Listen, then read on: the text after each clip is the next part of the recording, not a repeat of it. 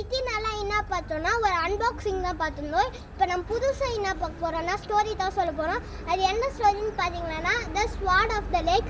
அப்படின்னா நாங்கள் இப்போ தமிழ் எக்ஸ்பிளைன் பண்ணி காமிக்கிறேன், நல்லா கேளுங்க. ஒரு ஊரில் கிங் ஆர்த்தர்னு ஒரு கிங் இருந்தார். அவர்கிட்ட வந்து ஒரு கத்தி இல்லையா, அதனால் மெர்லின்னு ஒரு மேஜிக்கல் கோட்டைக்கிட்ட போயிட்டு என்கிட்ட கத்தி இல்லை, எனக்கு ஒரு கத்தி தாங்கன்னு கேட்டாராம்.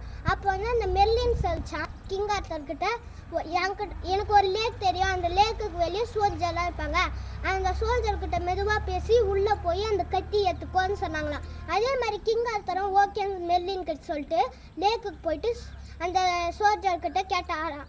நான் இந்த மாதிரி சாஃப்டாக பேசி போயிட்டு உள்ளே போயிட்டு ஒரு போட்டில் போய் அந்த கத்தியை எடுத்துக்கினாராம். அப்புறமா ஒரு 5 வருஷமாக கழித்து அவர் சாவ போகிற இடத்துல சார்பெடிவர்னு அவங்க தம்பி இருந்தாராம். அப்புறமா அந்த கிங் ஆர்த்தர் சொன்னார், இந்த கத்தி எடுத்துகிட்டு போய் திருப்பி அந்த லேக்லேயே வச்சுடுன்னு சொன்னாராம். அப்போ சார்பெடிவர் வந்து உடனே சொல்லிட்டு போயிட்டு வைக்காம அது எனக்கே வேணும்னு போய் சொல்லிட்டாரு கிங் ஆர்த்தர்கிட்ட. அதனால் கிங் ஆர்த்தர் சத்தமாக கத்தறி கேட்டார்.